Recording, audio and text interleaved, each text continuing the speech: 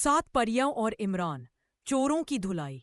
इमरान अब गांव में एक नेक दिल, मशहूर और सबका मददगार लड़का बन चुका था। लोग कहते थे अल्लाह ने इमरान को जादुई तोहफे दिए हैं, मगर वो तभी गुरूर नहीं करता।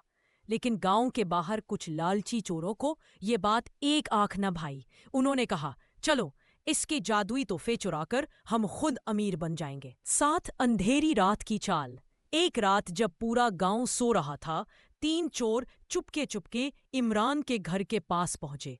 चांद बादलों में छुपा हुआ था, हवा में सनसनी थी। अंदर इमरान सो रहा था, मगर उसकी जादुई अंगूठी अचानक चमकने लगी। उसे याद आया, परी ने कहा था, जब अंगूठी चमके समझो खतरा करीब है। इमरान फौरन जाग गया। उसने अपनी मां को चुप कराया और सारे जादुई तोहफे अपने पास रख लिए। चोरों का हमला। दरवाजा आहिस्ता आहिस्ता खुला।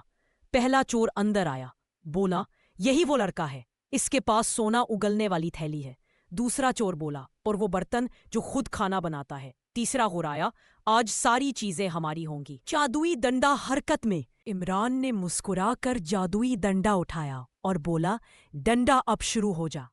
बस फिर क्या था, डंडा खुद ब खुद हुआ में घूमने लगा, चमकता, घूमता और चोरों के पीछे दौड़ने लगा।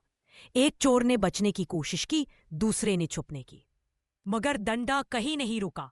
कभी किसी के सर पर चपत लगाता, कभी किसी के पांव पर टिक टिक।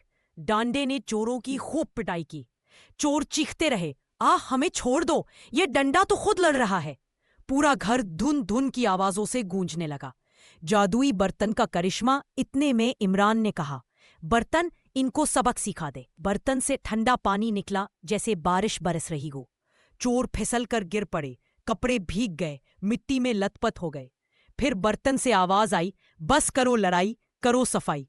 चोर एक दूसरे को देखने लगे, हैरत, शर्मिंदगी और थकन के साथ।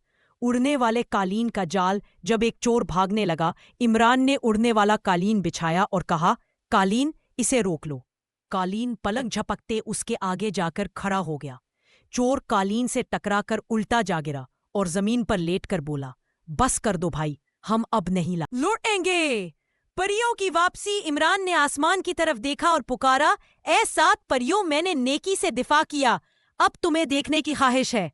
आसमान रोशन हो गया, हल्की हवा चली और 7 परियां रोशनी के गोले बनकर नीचे उतरी। पहली परी बोली, शाबाश इमरान, तुम्हें हमारे तोहफों का सही इस्तेमाल किया।